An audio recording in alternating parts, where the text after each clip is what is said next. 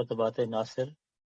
جو ہیں اس کی جلد اول صفحہ 214 ہے۔ تو حضور فرماتے ہیں کہ قرآن کریم کا مطالعہ کرنے سے ہمیں معلوم ہوتا ہے کہ فتنے اور آزمائشیں 3 قسم کی ہیں۔ نمبر 1 پہلا امتحان، میں درمیان میں سے کچھ سے چھوڑ کر تو جو وہ بیان کر رہا ہوں، لیکن یہ الفاظ حضور کے ہیں۔ فرماتے ہیں پہلا امتحان اور آزمائش، کیونکہ فتنے کے معنی امتحان اور آزمائش کے ہیں، وہ احکام الہی یا تعلیم الہی ہے جو ایک نبی اللہ تعالیٰ کی طرف سے لے کر آتا ہے، اور جس تعلیم کے نتیجہ میں مومنوں کو کئی قسم کے مجاہدات کرنے پڑتے ہیں، اپنے نفسوں کو مارنا پڑتا ہے، بعض دفعہ اپنے مالوں کو قربان کرنے سے، اور بعض دفعہ اپنی عزتیں اور وجاہتیں اللہ تعالیٰ کے لیے نچھاور کرنے سے۔ تو یہ جو قرآن شریف کی شریعت ہے اس پر عمل کرنا، یہ ہے پہلی آزمائش، اور اس کو تکالیف شرعیہ بھی کہتے ہیں۔ بس مسیح میں سامنے اس کے لیے لفظ استعمال کیا ہوا۔ چنانچہ آگے جا کے اس کی ایک آیت اور بیان فرماتے ہیں، کہتے ہیں وہ نبلوکم بالشر والخیر فتنہ، یہ اللہ نے استعمال لفظ کیا، وَإِلَيْنَا ترجعون، سورہ الانبیاء آیت 36 میں فرمایا کہ یعنی ہم تمہاری شر اور خیر کے ذریعے آزمائش کریں گے، اور آخر ہماری طرف ہی تم کو لوٹ کر لایا جائے گا، لوٹا کر لے جایا جائے گا۔ تو یہ ہو گیا پہلی قسم کی تکالیف، یعنی تکالیف شرعیہ، جو احکام الہی، نماز، روزہ، زکوٰۃ وغیرہ پر عمل کرنے کے لیے انسان کو تکلیف اٹھانی پڑتی ہے، وہ ہے۔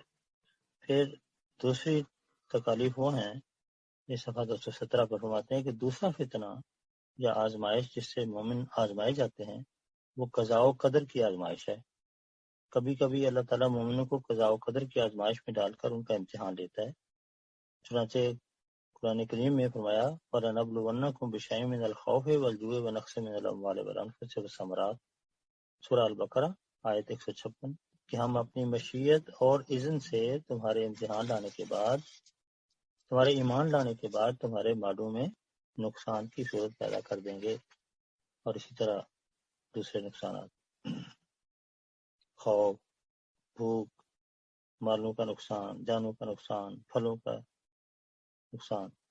تو یہ اس طرح آزمایا جائے گا۔ پھر آگے صفحہ 218 میں فرماتے ہیں تیسرا فتنہ یا آزمائش جس کا ذکر ہمیں قرآن کریم سے ملتا ہے وہ مخالفین کی ایذاء رسانی ہے،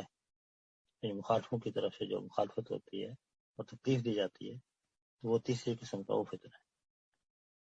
اگر ہم تاریخ انبیاء پر نظر ڈالیں تو ہمیں معلوم ہوگا کہ ہر نبی اور معمور کے ماننے والوں کو ان کے مخالفین نے ہر قسم کی ایذائیں پہنچائیں، لیکن اس میں سب سے زیادہ حصہ اس نبی کے صحابہ کو دیا گیا جو سب انبیاء سے اعلیٰ، عرفہ، سب سے زیادہ مقدس اور امام المطہرین تھے، یعنی حضرت نبی کریم صلی اللہ علیہ وسلم، پہلے مکی زندگی میں اور پھر اس کے بعد جہاں جہاں بھی اسلام دنیا میں پھیلتا گیا، اسلام میں داخل ہونے والوں کو تکالیف اور مصائب کا سامنا کرنا پڑا۔ آگے فرماتے ہیں کہ اس امتحان میں پورا اترنے اور ہمیں اپنے عذاب سے بچانے کے لیے اللہ تعالیٰ نے ایک اور تصور بھی ہمارے سامنے پیش کیا، فرمایا وَمِنَ النَّاسِ مَن يَقُولُ آمَنَّا بِاللَّهِ فَإِذَا أُوذِيَ فِي اللَّهِ جَعَلَ فِتْنَةَ النَّاسِ كَعَذَابِ اللَّهِ، یہ بھی کل آیت آئی تھی سورہ العنکبوت آیت 11، کہ لوگوں میں سے بعض ایسے بھی ہیں جو کہتے ہیں کہ ہم اللہ پر ایمان لائے، لیکن جب اعلان